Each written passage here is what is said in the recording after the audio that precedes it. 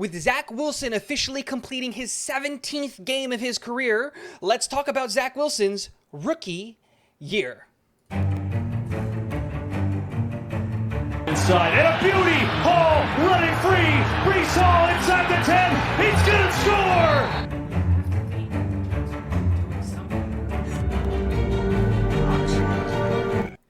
What is going on, guys? Welcome back to Talking Jets with Tigo. My name is Tigo, and if you haven't already, guys, hit the subscribe button and join one of the fastest growing New York Jets content channels on YouTube. If you like what you're seeing, hit the like button. It helps us beat out the YouTube algorithm. But most importantly, guys, the comment section is going absolutely insane. Get in there and leave a comment. It greatly helps out the channel, and I would greatly appreciate it if you did that. But let's hop right into today's video. If you did not know, guys, Zach Wilson just completed his 17th game in the NFL. And as we know, the regular season is 17 games. Zach Wilson went down with an injury in year one, started the year off on injury in year two. And so after today's game, we're going to be going over all of the statistics of Zach Wilson's first 17 games and his official rookie year. Zach Blatt put it in an excellent tweet, and there it is right there. Zach Wilson, after 17 games, 3,027 yards, 10 touchdowns, 13 interceptions, 55.9 completion percentage, 1 receiving touchdown, 7-10 record. So let's talk about it, because there are some good stats, there are some bad stats, and there are some things that we want back. There are some things that we want them to be better. And so we're going to talk about all of that stuff. Let's go right down the list. Let's talk about the first one. 3,027 yards. That gives us an average of about 178.1 yards per game for a rookie, right? Or his first 17 game stretch. That's not that bad, right? Especially when you look at the bottom. And I'm going to relate a lot of this to the record on the bottom, especially when you take into consideration that the team that he was leading, again, gets a lot better in year two. So it's a weird way to look at this.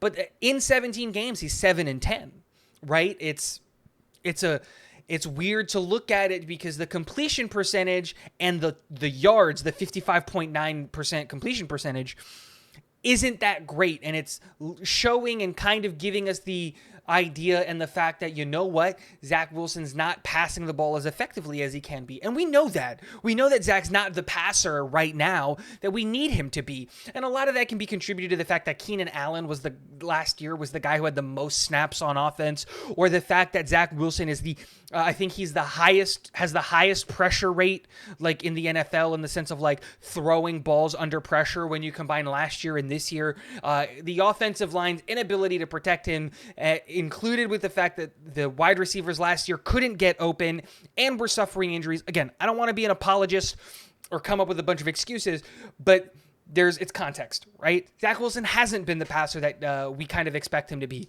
We know that he can do the off-script stuff, but I do want to see this get better, and I do want to see all of this get better. I'd like to see at the end of the year maybe 1,000-ish more yards. I'd like to see Zach in that, 215 to 240 yards per game. We know that when you play elite defenses, it's hard to get yardage on it, but when you play bad defense, we should be getting a ton of yardage. So it kind of balances out. If we get about 235 yards per game, that would put us at about 4,000 yards per season, and that would be great. Now, 10 touchdowns to 13 interceptions isn't that great of a ratio, but when you add to the fact that he ran 5 touchdowns in that time, but he also received the touchdowns, so when you're looking at total touchdowns that he's contributed to, it's 16 to 13. You still don't like the fact that he's throwing 13 interceptions. It's not like a crazy amount. We saw towards the back half of Zach Wilson's rookie year and this year that he's being really safe with the ball. Zach Wilson has not thrown an interception in 3 games. In the back 6 games of last season, he didn't throw an interception. So we know that Zach can be safe with the football. Now we just need him to not only be safe with the football, like throwing it in things, but to be accurate with the football. And ultimately, we can see that this year, when we're just looking at the 2022-2023 season as a individual stat line, you know, the New York Jets are 5-2. Zach Wilson is 4-0. And that's a big thing that's helping out that rookie record, right, of the 17-10. But I think Zach Wilson is doing fine. I think he's progressing the way that we expected him to. He's moving the way that he expected him to. And when you get a young quarterback facing an elite defense, the elite defense tends to make that young quarterback look like a young quarterback.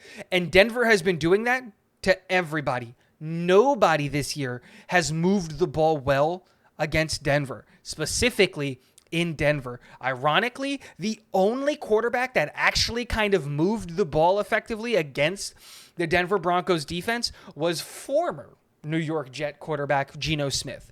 So, I'm not worried about Zach. His first rookie year's numbers aren't great, but they aren't bad. They are about what I think everybody should have expected from Zach through 17 games in his first 17 games. Guys, let me know what you think in the comment section below. I think this is a pretty cool exercise, his rookie season. And last but not least, go Jets.